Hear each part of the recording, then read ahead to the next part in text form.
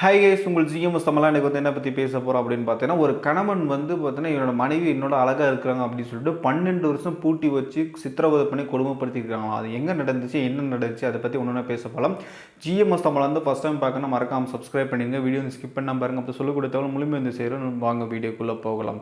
இப்போது நம்மளாம் வந்து பார்த்தீங்கன்னா, ஒரு 5 நிமிஷம் ஒரு ரூமில் இருக்கா, 10 நிமிஷம் இருக்கிறீங்கன்னா பெரிய விஷயம். அப்படியும் அதிகபட்சம் ஒரு ஆஃபீஸ்லாம் ஒர்க் பண்ணுறீங்கன்னா ஒரு அரை மணி நேரம் 1 மணி நேரம் இருக்கிறது பெரிய விஷயம். கிட்டத்தட்ட ஒரு பெண்மணி வந்து 12 வருஷமாக வந்து குடும்பத்தை விட்டு வெளியில் உலகம் என்ன நடக்குது, ஏது நடக்குது, வெளியிலத்துலேயே ஆறு வராங்க, மழை பெய்யுதா, குளிர் அடிக்குதா, காற்றடிக்குதா, அந்த விஷயம் கூட தெரியாமல் சித்திரவதை பண்ணி கொடுமைப்படுத்துகிற கணவன் சுனாலயன்னு சொல்லக்கூடிய அந்த கணவன் வந்து பார்த்திங்கன்னா மைசூர் மாவட்டத்தில் சேர்ந்தவங்க, ஹெச்டிவிகோ தாலுக்கா சார்ந்தவங்க வந்து பார்த்திங்கன்னா அந்த சுனாலயன்றவர்.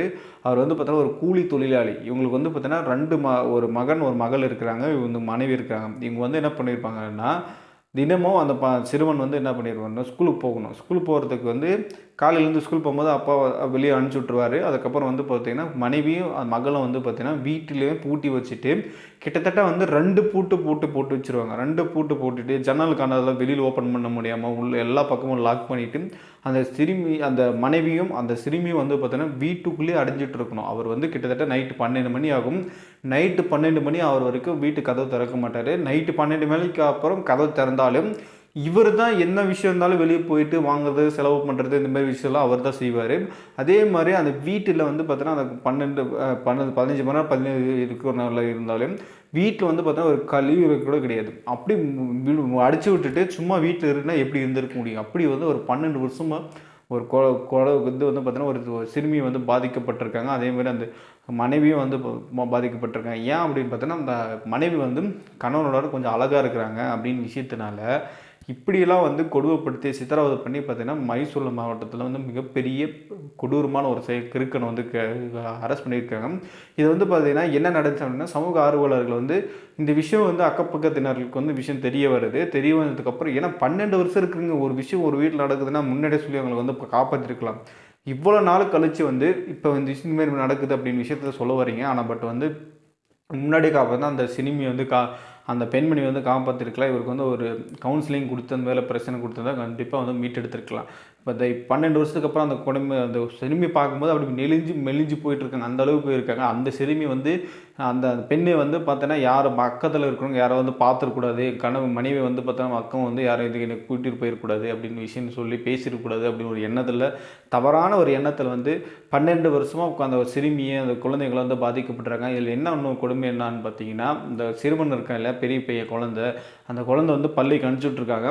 பள்ளிக்கு அனுப்பிச்சி விட்டதுக்கப்புறம் ரிட்டர்ன் வரத்துக்கு வந்து வந்துடுவான். வந்ததுக்கப்புறம் வீட்டு முன்னாடி திண்ணையிலேயே தான் உட்காந்துருக்கணும். கிட்டத்தட்ட வந்து அவர் வரத்துக்கு ஒரு சில நாள் வந்து 10 மணி ஆயிடலாம், 11 மணி ஆயிடலாமா, 12 மணி அதுமாரி கூட ஆகும். அந்த வரைக்கும் அந்த சிறுவன் வந்து வீட்டுக்கு வந்து துணியை மாற்றாமல், ஹோம்ஒர்க் பண்ணாமல், சாப்பிடாமல், தூங்காமல் அப்படின்ட்டு வெளியிலேயே உட்காந்துருக்கணுமாங்க.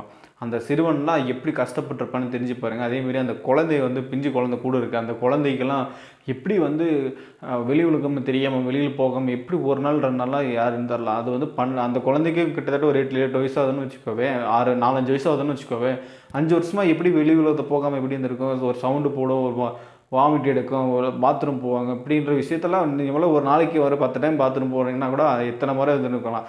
அப்படி இருந்துட்டு ஒரு குடும்பத்தை வந்து சித்திரவதை பண்ணி கொடுமைப்படுத்துகிறாங்க. இப்படியெல்லாம் ஒரு கிறுக்கர்கள் வந்து பார்த்திங்கன்னா நம்ம நாட்டில் வந்து இருக்கிறாங்க.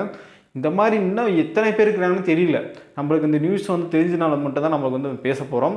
அதேமாதிரி இந்த விஷயம் வந்து தெரியாமல் எத்தனை பேர் இந்த மாதிரி இருக்காங்கன்னு தெரியல. அதுவும் வெளியே போகும்போது, வீட்டை விட்டு போகும்போது கிட்டத்தட்ட 3 பூட்டு வச்சுட்டு வெளியே போகிற அளவுக்கு அவ்வளோ பொக்கிஷமா அந்த இடத்துல என்ன தங்கமாக வச்சுக்கிற, தங்கம் வச்சாலே 1 பூட்டு 2 பூட்டு தான் போட்டுறாங்க. நீ வந்து ஒரு மனைவி வந்து வெளியில் போகக்கூடாது, பேசக்கூடாதுன்னு சொல்லிட்டு 3 பூட்டை பூட்டி வச்சுட்டு போயிருக்கிற. இப்போ வந்து பார்த்தீங்கன்னா அந்த மனைவி வந்து மீட்டெடுத்து அந்த மனைவி வந்து அவங்க தாயார் வீட்டுக்கு வந்து மீட்டு கொடுத்துருக்காங்க.